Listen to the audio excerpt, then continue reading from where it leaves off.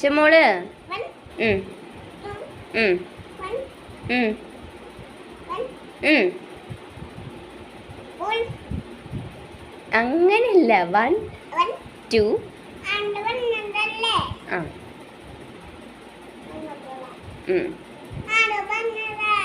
ആര്